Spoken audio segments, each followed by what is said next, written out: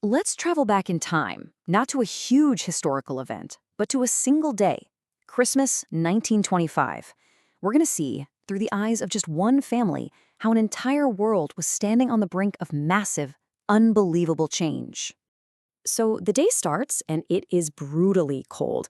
We're in Leominster, Massachusetts, and the Seaver family wakes up to a thermometer that reads just 12 degrees Fahrenheit. I mean, that is a truly frigid way to start Christmas morning. You can just feel it, can't you? The kind of cold where the snow crunches under your feet and the air just stings your face. The whole world is just locked in ice. It's like the entire landscape is holding its breath. But that's all happening outside. Let's step inside, because at 290 Central Street, it's a completely different universe. You've got the warmth of a fire, the buzz and bustle of a huge family, and, oh man, the smells of a Christmas feast already well underway. So let's dive into this scene. We're basically painting a portrait of the Seaver home, which is this perfect little snapshot of American life at a really fascinating turning point in history. And what's at the heart of it all? The food, of course. Just look at this table. A huge roasted goose, candied sweet potatoes, fresh rolls. But here's what's so interesting. You've got Bessie's amazing homemade relish sitting right next to jellied cranberry sauce that came straight out of a can. It's the old world and the new world sharing a plate. Even the Christmas tree tells this story. It's not lit up with those flickering, kinda dangerous candles from the old days. No way. The father, Fred Seaver, he actually wired it himself with a modern marvel, a string of electric bulbs. Technology was literally illuminating their lives. Now let's meet the people who make this whole scene come alive. We've got 3 different generations all about to sit down for dinner, and you can bet they each have a very different take on the world. So there's Fred, the dad, who works with brand new industrial plastics. Bessie's the mom, the heart of the home. They've got 6 kids, from Mary and the teacher down to little 8-year-old Jerry. And you can't forget Aunt Nellie, the school principal, who has some very strong opinions. Yeah, it is a full house. Before anyone takes a bite, Fred says grace, and in this one simple prayer, you hear everything that anchors this family. It's all about gratitude for what they have for each other and for the simple things, like having a job and a warm house. Okay, this is where it gets really good, because the dinner conversation, it's not just small talk. It's basically a stage where the old world of the 19th century comes face to face with the brand new world of the 20th. So what do you even talk about on Christmas Day in 1925? Well, it turns out, whether they knew it or not, they were talking about the future. First, you've got Aunt Nellie. She is the voice of tradition 100%. Somebody complains about their car not starting in the cold, and she just scoffs. To her, a good, reliable horse is still way better than any newfangled machine. But then, on the complete opposite side, you have Fred, the dad. He's excited.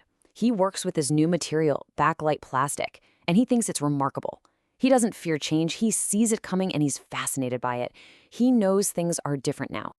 And then you have the kid's perspective. 14-year-old Freddie is just completely blown away by the radio.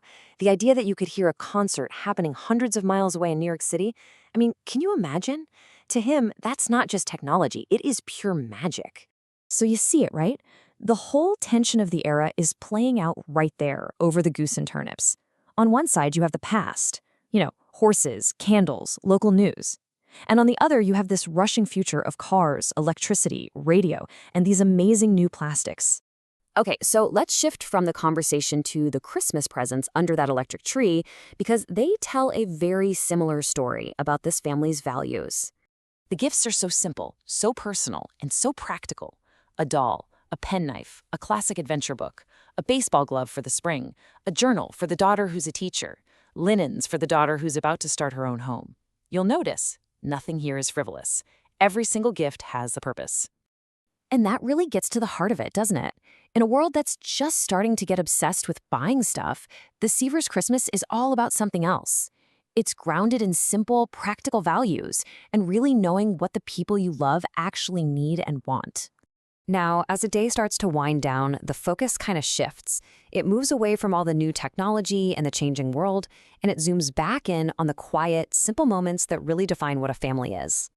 Dinner's over, the debates about cars are done, and what's left is this. The whole family gathered around the piano, their voices all mixed together, singing the same songs their parents and grandparents sang. It's just a moment of pure, timeless connection. Later on, as the evening is really drawing to a close, Fred Seaver stands up, gives a little stretch, and sums up the entire day with just 2 words. And those 2 words, Good Christmas, they hold so much. This wasn't a fancy Christmas. It wasn't full of drama or crazy excitement. It was something so much better. It was comfortable.